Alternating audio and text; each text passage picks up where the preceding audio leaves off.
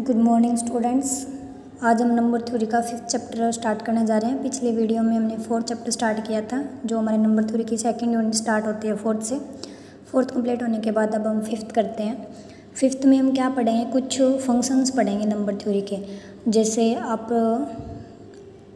इसमें आप पढ़ोगे कि सिग्मा फंक्शन क्या होता है, ग्रेटेस्ट इंटीजर फंक्शन क्या होता है, डिवीजर फंक्शन क्या होता है, मोबियस फंक्शन क्या होता है, एंड मोबियस इन्वर्जन फार्मूला क्या होता है। ठीक है, सबसे पहले हम पढ़ने जा रहे हैं greatest integer function. Greatest integer कौन सा होता है, जिसको हम इस ब्रैकेट से डिनोट करते हैं। जैसे आप ग्रेटेस्ट इंटीजर निकालते हो, कैसे करते हैं, a, b के। और एलसीएम कैसे निकालते हैं, list common multiple open bracket से। ये तो था एलिमेंट। अब हम पढ़ेंगे फंक्शन। ग्रेटेस्ट इंटीजर फंक्शन कौन सा होता है, तो ग्रेटेस्ट एक्स आपके पास कोई फंक्शन है तो उसको ऐसे डिनोट करेंगे। ठीक है, क्लोज ब्रैकेट से। होता क्या है, ग्रेटेस्ट इंटीजर फंक्शन एक रियल नंबर, एक्स आपके पास कोई भी रियल नंबर है, चाहे वो रेशनल है, इरेशनल है, हम किसी भी रियल नंबर का ग्रेटेस्ट इंटीजर निकाल सकते हैं। Then the largest integer which does not exceed x, वो सबसे बड़ा इंटीजर जो एक्स से बड़ा नहीं है उसको कहते हैं हम, उसके इंटीग्रल पार्ट को कहते हैं ग्रेटेस्ट इंटीजर फंक्शन। ठीक है, या हम ऐसे कह देते हैं the function which associate integer x, मतलब मान लो ये एक्स आपका इंटीजर नहीं है तो इसको इंटीजर में एसोसिएट कर देगा, उसको हम कहते हैं bracket function, greatest integer function. जैसे आपके पास है 2 खुद एक इंटीजर है तो इसका ग्रेटेस्ट इंटीजर भी क्या आएगा, 2 ही आएगा। ग्रेटेस्ट इंटीजर निकालने का फॉर्मूला क्या है, सबसे पहले रियल लाइन ड्रा करो, इस पर कुछ ऐसे पॉइंट्स ड्रा कर लो। ठीक है, अब जैसे आपको निकालना है 1.1 का ग्रेटेस्ट इंटीजर। ग्रेटेस्ट इंटीजर क्या होता है कि जिस इंटीजर का निकालना उससे जस्ट पीछे वाला, अगर इंटीजर नहीं है तो, अगर इंटीजर है तो उसका तो वो खुद ही होता है। ठीक है, जैसे 1.1 है, ये डेसिमल पार्ट है, ये इंटीजर नहीं है, 1.1 यहाँ होता है तो उसका ग्रेटेस्ट इंटीजर क्या आएगा, वो इंटीजर जो उससे बड़ा नहीं है लेकिन सबसे बड़े वाला, तो उसके जस्ट पीछे वाला जो इंटीजर होता है वो ग्रेटेस्ट इंटीजर। तो 1.1 का ग्रेटेस्ट इंटीजर कौन है, 1। ऐसे -1.5 का ग्रेटेस्ट इंटीजर कौन है, -1। 0.1 का ग्रेटेस्ट इंटीजर 0। ठीक है, उसके लेफ्ट हैंड साइड वाला integer, just left hand side वाला। और जो इंटीजर होते हैं जैसे 2, 3, 4, उनके ग्रेटेस्ट इंटीजर तो वो खुद ही बनेंगे। इंटीजर नहीं है तो उनके जस्ट लास्ट वाले इंटीजर। ठीक है, अगर आपके पास हम कुछ फॉर्मूले पढ़ते हैं, एक्स इंटीजर है तो उसका ग्रेटेस्ट इंटीजर वो खुद ही होता है। अभी आपको पता है जैसे 1, 2, 3, 0, 1, -1, इनके इंटीजर ये खुद ही होते हैं। अगर आपके पास एक्स ग्रेटेस्ट इंटीजर है तो ग्रेटेस्ट इंटीजर हमेशा एक्स से छोटा होएगा, अगर किसी भी एक्स का निकालना है, या एक्स के इक्वल। जैसे अगर इंटीजर है 2, 3 तो उनके ग्रेटेस्ट इंटीजर तो 2 के इक्वल होंगे, इक्वालिटी भी आ गई।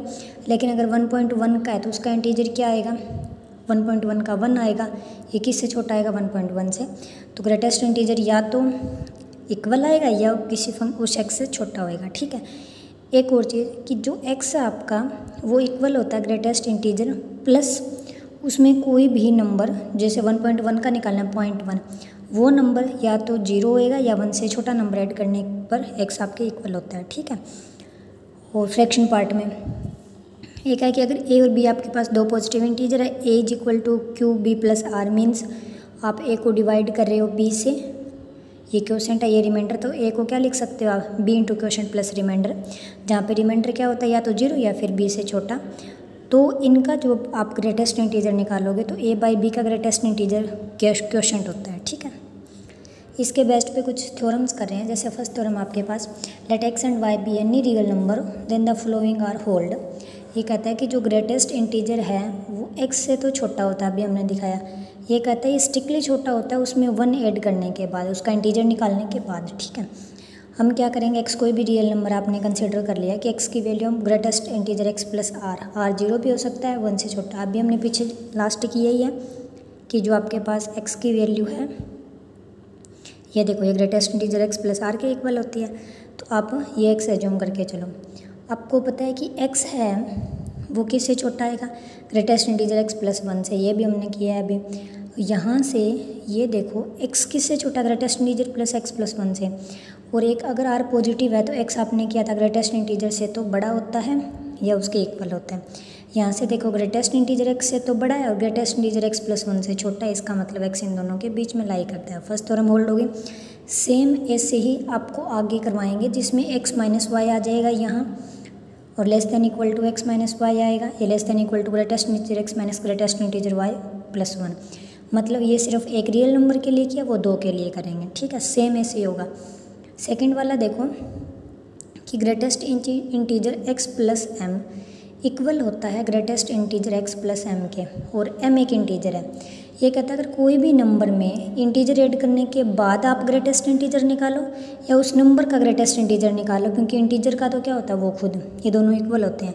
जैसे आपके पास है 1.1, ठीक है, इसका ग्रेटेस्ट इंटीजर इससे जस्ट पीछे वाला 1 होता है, आपको पता है, ठीक है। ये कहता है कि 1.1 में कोई भी इंटीजर 2, 3, 5, जैसे आपने 3 ले लिया, ऐसे आपने ऐड किया तो ये क्या बनेगा आपके पास, यानी कि इनको ऐड करेंगे तो ये बन जाएगा 4.1। इसका ग्रेटेस्ट इंटीजर इसे जस्ट पीछे वाला यानी कि 4। ये कहता है कि जब इंटीजर ऐड करके ग्रेटेस्ट इंटीजर निकालो, हमने 4 निकाल लिया, और ये कहता है पहले इंटीजर निकालो फिर ऐड करो। आपने 1.1 का किया और उसमें 3 ऐड कर दो, ये 1 होता है, ये 3 होता है, 4 दोनों इक्वल आते हैं, ठीक है। सेम ऐसे हम थ्योरम करेंगे। एक्स की value greatest integer x plus r होती है, जहाँ आर आपका 0 और 1 के बीच में लाई करता है।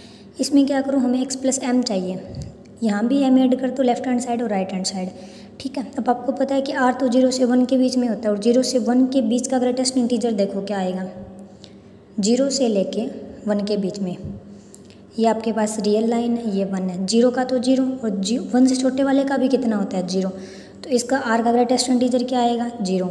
तो यहाँ से ये किसके इक्वल है, ग्रेटेस्ट इंटीजर दोनों साइड लेंगे, r का तो 0 हो गया और इनका greatest integer x plus m, क्योंकि m का इंटीजर तो m ही होता है, इंटीजर का इंटीजर m, ठीक है। थर्ड देखो, greatest integer x plus y less than equal to greatest integer x plus y less than equal to greatest integer x plus greatest integer y plus 1। Same यहाँ हमने अकेले x के लिए क्या, अब x के लिए भी एज्यूम करेंगे, y के लिए भी। x होता है greatest integer x plus r, अब हमें 2 r चाहिए तो एक को नाम r1 दे देंगे, एक का नाम r2। x प्लस वाई चाहिए, दोनों को ऐड कर दो, इस साइड से भी ऐड कर दो। इनकी वैल्यू क्या आ सकती है greatest integer x plus y की, या तो ये खुद आएंगे अगर r1 plus r2 less than 1 है, क्योंकि आपको पता है कि 0 से लेके 1 के बीच वाले का ग्रेटेस्ट इंटीजर 0 होता है, तो इसमें 0 ऐड करो ना करो। या अगर 1 से ग्रेटर है, 1 पॉइंट समथिंग है, तो उसका ग्रेटेस्ट इंटीजर पीछे वाला m 1 होता है, तो ये इनकी वैल्यू 1 आ सकती है, ठीक है। इसका मतलब ये नंबर हमेशा इससे छोटा होएगा। और दूसरी चीज़ ये यहाँ से हमने प्रूफ कर दिया, इससे बड़ा दिखाना है हमें, अलग अलग ग्रेटेस्ट इंटीजर, छोटा होता है टोटल ग्रेटेस्ट इंटीजर से, ठीक है। आपने क्या किया, अलग अलग ग्रेटेस्ट इंटीजर, आपको पता है कि greatest integer x is less than equal to x होता है, तो अब हमें क्या चाहिए, प्लस y का भी चाहिए, तो ये plus less than equal to x plus y हो जाएगा, ठीक है। दोनों साइड ग्रेटेस्ट इंटीजर लो, इनका डबल इंटीजर ये खुद ही होता है, लेस देन इक्वल टू आ गया ये। तो यहाँ से देखो इस इक्वेशन से और इस इक्वेशन से आपके पास third theorem, third part proof होता है। फोर्थ देखो, ये कहता है कि जब x में ग्रेटेस्ट इंटीजर माइनस का x का ग्रेटेस्ट इंटीजर ऐड करेंगे तो 0 कब आएगा, जब x इंटीजर है, अदरवाइज -1।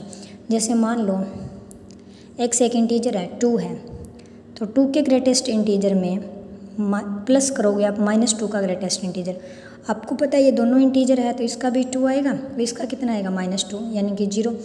तो ये ठीक है, जब इंटीजर है तो 0 आएगा। ये कहते हैं जब इंटीजर नहीं है तो हमेशा -1 आएगा। जैसे आपके पास एक नंबर ले लो 1.1, हमने ले लिया 1.1 का ग्रेटेस्ट इंटीजर, उससे पीछे वाला 1, ठीक है। तो 1.1 प्लस माइनस का 1.1, यहाँ 0 है या -1 है, -1 का 1.1 ये होता है। 1.1 का ग्रेटेस्ट इंटीजर कितना आ गया 1, ठीक है, और -1.1 का उससे जस्ट पीछे वाला -1, तो या 0 आएगा या फिर आपके पास -1 आएगा। तो आपने क्या लिया, ग्रेटेस्ट इंटीजर x की वैल्यू एक बार x ले ली, माइनस की -x ले ली, जब इंटीजर है तो आपको पता ही है, अदरवाइज इंटीजर नहीं है तो आपको पता है x की वैल्यू होती है greatest integer x plus r के इक्वल। हमें माइनस भी चाहिए, दोनों साइड माइनस से मल्टीप्लाई कर दो, और दोनों को जब दोनों साइड मल्टीप्लाई करके ग्रेटेस्ट इंटीजर लिया तो यहाँ से इनका डबल इंटीजर, अब r तो 0 से 1 के बीच में है, तो इनकी क्या वैल्यू आएगी, या तो 0 आएगी या 1 आएगी। तो यहाँ से greatest integer -x is equal to कितना गया -1, इसको इधर ले आओ, आपके पास आ जाएगा -1, ठीक है। ये जो सेकंड थ्योरम है ये same cut copy paste first theorem का फर्स्ट पार्ट ही है, बस यहाँ पे इसने y और ले दिया। तो ये करके देखना, अगर नहीं होगी तो आपको करवा देंगे, बता देना। उसके बाद देखो, if x is an real number, तो greatest integer x by n करके फिर उसका ग्रेटेस्ट इंटीजर इक्वल होता है कि x बाय n करके ग्रेटेस्ट इंटीजर निकालो। मतलब पहले इंटीजर निकालो, फिर n से डिवाइड करो, फिर उसका ग्रेटेस्ट इंटीजर, वो इक्वल ही होता है कि पहले डिवाइड कर दो डायरेक्ट उसका ग्रेटेस्ट इंटीजर, ठीक है। आपको पता है कि ग्रेटेस्ट इंटीजर मतलब डिवीजन एल्गोरिथम क्या होता है कि जब आप इसको n से हमें डिवाइड करना है, n से डिवाइड करोगे कुछ क्वोशेंट आएगा, कुछ रिमाइंडर आएगा, तो इसकी वैल्यू क्या आएगी, n into quotient plus remainder. और रिमाइंडर क्या होता है, या तो 0 या इस n से छोटा, क्योंकि तभी वो आगे डिवाइड नहीं हुआ होगा, तो हमने पुट कर दी इसकी वैल्यू। ठीक है, ऐसे कोई भी रियल नंबर x के लिए आपको पता है कि x की value greatest integer x plus r बोलते थे हम, जहाँ पे r 0 और 1 के बीच में, यहाँ r रिमाइंडर के लिए यूज हो गया तो इसने s ले लिया। ठीक है, अब क्या चाहिए, x बाय n का ग्रेटेस्ट इंटीजर। हम यहाँ पे x की वैल्यू पुट कर देते हैं, ये वाली जो हमने ली है। ठीक है, इस ग्रेटेस्ट इंटीजर की वैल्यू पुट करते हैं n Q plus r, N Q upon में n अलग कर देते हैं, r प्लस एस अपॉन में n अलग करते हैं। इस n से n कैंसिल हो गया, ये आ जाएगा q plus r plus S upon n। आपको पता है कि r तो n से छोटा था, क्योंकि तभी वो रिमाइंडर बना। सो अगर r n से छोटा तो हो सकता है वो n माइनस 1 है, या हो सकता है उससे भी छोटा, तो हम n माइनस 1 पे इक्वालिटी भी देते हैं और लेस देन भी। इसमें क्या करना, आप इस साइड s ऐड करो, s किससे छोटा है, 1 से छोटा। इस साइड हमने 1 ऐड कर दिया, तो यहाँ तो 1 से छोटा नंबर ऐड किया, यहाँ 1 ऐड किया, इसका मतलब ये नंबर फिर भी छोटा रहेगा। ये इससे कैंसिल हो गया, क्योंकि हमें r plus S upon n चाहिए था, ये लेस देन किसके इक्वल आ गया, 1 के। ये 1 से छोटा है। अब आपको पता है कि 1 से छोटा कोई भी नंबर है, ये 0 है, ये 1 है, 1 से छोटा जो भी नंबर है उसका ग्रेटेस्ट इंटीजर कितना होता है, 0। तो यहाँ पुट कर दो आप, ये तो q था, इसका क्या आ जाएगा, ग्रेटेस्ट इंटीजर 0। और यहाँ पे q एक इंटीजर है, इंटीजर का ग्रेटेस्ट इंटीजर होता है खुद। इसका मतलब हमने राइट हैंड साइड की वैल्यू निकाल दी q, राइट हैंड साइड ये वाली। ठीक है, अब हमें चाहिए left hand side. Left hand side में भी ग्रेटेस्ट इंटीजर x की वैल्यू पुट कर दो, n क्यू प्लस r की, अलग अलग डिवाइड किया, q plus r by n। आपको पता है कि r है वो n से छोटा है, तो r बाई n की वैल्यू कितनी आएगी, 1 से छोटी, और 1 से छोटे का ग्रेटेस्ट इंटीजर 0, तो इसमें 0 ऐड किया, और q का ग्रेटेस्ट इंटीजर q, क्योंकि वो खुद इंटीजर था, दोनों q के इक्वल है। इसका मतलब अगर आप इंटीजर निकाल के n से डिवाइड करके फिर इंटीजर निकाल लो, या पहले डिवाइड करके ग्रेटेस्ट इंटीजर निकाल दो, एक ही बात है। फोर्थ थ्योरम देखो, if n and a are positive integer then the number of integers among 1 2 3 up to n which are divisible by a is n by a का ग्रेटेस्ट इंटीजर। ये कहता है कि आपके पास दो पॉजिटिव इंटीजर हैं, तो 1 2 3 अप टू n तक जो जो नंबर a से डिवाइड होते हैं उनका जो नंबर ऑफ इंटीजर कितने आएंगे, जो जो a से डिवाइड होंगे वो n बाई a का ग्रेटेस्ट इंटीजर इतने नंबर आएंगे, ये हमें शो करना है। हमने एक सेट ले लिया 1 से लेके n के बीच का। ठीक है, फिर जो जो a से डिवाइड होते हैं, आपको पता है a से कौन कौन डिवाइड होते हैं, a के मल्टीपल, तो a 2 a 3 a up to r a तक हमने नंबर ले लिए, और r a सबसे बड़े वाला नंबर है जिनसे a जो a से डिवाइड हो रहा है। ठीक है, अब देखो हमें n चाहिए, हाँ r a या तो वो n खुद है या n से छोटा है, क्योंकि इस सेट से नंबर लेना है, तो n किससे छोटा आएगा, r प्लस 1 इंटू a से तो छोटा ही आएगा। ठीक है, यहाँ आप एक काम करो, r a छोटा है n से, n छोटा है r प्लस 1 इंटू a से डिवाइड कर दो सबको, तो r किससे छोटा आ जाएगा, n बाई a से, यहाँ a से कैंसिल हो, लेस देन इक्वल टू कितना आ गया, r प्लस 1 से। यहाँ देखो n बाई a का ग्रेटेस्ट इंटीजर, ये n बाई a r से बड़ा है, r प्लस 1 से छोटा है। आपको पता है कि r प्लस 1 करेंगे तो उसका r ग्रेटेस्ट इंटीजर है, इसका मतलब n बाई a का ग्रेटेस्ट इंटीजर कितना आ गया, यहाँ भी r है इधर भी r है, तो r ही आएगा। तो टोटल नंबर ऑफ कितने आए आपके पास, r नंबर, जो हमने r नंबर लिए थे कि जो जो मल्टीपल थे वो सारे r है, और हमने ये शो कर दिया कि जो जो डिवाइड हो रहे हैं वो भी सारे r नंबर हैं। आगे देखो, डीप पॉलीगेनिक फॉर्मूला बहुत इंपॉर्टेंट है। ये कहता है to find the highest power of a prime contained in n factorial. ये कहता है कि वो हाईएस्ट पावर निकालो एक प्राइम की जो डिवाइड करती है n फैक्टोरियल को। ठीक है, हमने क्या किया, एक प्राइम नंबर ले लिया p जो इसमें है n फैक्टोरियल में, तो let the greatest integer contain in, हमने ले लिया कि n बाई पी, क्योंकि डिवाइड कर रही है तो p भी करेगा, p स्क्वायर p क्यूब, हमें p की वो हाईएस्ट पावर निकालनी है, तो इनका इंटीजर कैसे डिनोट होएगा, n बाई पी के ऊपर ग्रेटेस्ट इंटीजर मतलब क्लोज ब्रैकेट लगा दो, n by P square n by P cube. अब हमने एक सेट लिया s 1 2 3 अप टू n का, ये थ्योरम बहुत इंपॉर्टेंट है। ठीक है, the number of s which are divisible by p, अभी हमने दिखाया था कि जैसे a से डिविजिबल होने वाले कितने नंबर थे, n by greatest integer into वो a था, यहाँ कितने नंबर होंगे p से डिवाइड होने वाले, n बाई p का greatest integer into p, just अभी हमने थ्योरम किया। और p स्क्वायर से डिवाइड होने वाले कितने होंगे, n by P square into P square, p cube से डिवाइड होने वाले n बाई पी क्यूब का greatest integer into p cube. ऐसे ही वो नंबर जो p से डिवाइड होते हैं तो टोटल कितने आ जाएंगे, number of members of s which are divisible by p, सिर्फ p से डिवाइड होने वाले, तो n बाई पी का ग्रेटेस्ट इंटीजर पीछे वाले थ्योरम में किया था, और जो डिविजिबल होते हैं पी स्क्वायर से, यहाँ एन बाई पी स्क्वायर का ग्रेटेस्ट इंटीजर, ऐसे एन बाई पी क्यूब का greatest integer and so on, ठीक है। तो नंबर ऑफ एस जो डिविजिबल होते हैं पी से बट पी स्क्वायर से नहीं होते। अभी हमने ये बताया ये पी से हो रहे हैं, ये पी स्क्वायर से हो रहे हैं, ये पी क्यूब से, तो हमें सिर्फ पी वाले निकालने और पी स्क्वायर से नहीं होते। इसका मतलब पी वाले में से माइनस कर दो पी स्क्वायर वाले, फिर निकालेंगे कि जो पी स्क्वायर से होते हैं बट पी क्यूब से नहीं होते, तो इसमें से ये वाला माइनस कर देंगे और इन सबको ऐड कर देंगे,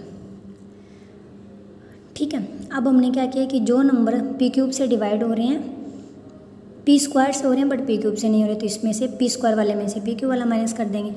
और जब आप इनको ऐड करते जाओगे, ऐसे 2 टाइम्स ये होते जाएंगे, जब इन सारे नंबर्स को आप ऐड करोगे 2, 3, 4 ऐसे टाइम ऐड होते जाएंगे ये। तो यहाँ से देखो N by P minus N by P square, और ये क्या plus 2 N by P square, तो इसमें से ये माइनस करेंगे एन बाई पी स्क्वायर, ये माइनस का 2 एन बाई पी क्यूब है, ये प्लस का यानी कि N by P cube and N by P की पावर 4 एंड सो ऑन। ये कितना बन गया समेशन एन बाई पी की पावर आई, और आई कहाँ से है 1 से लेके इन्फिनिटी तक। ये वो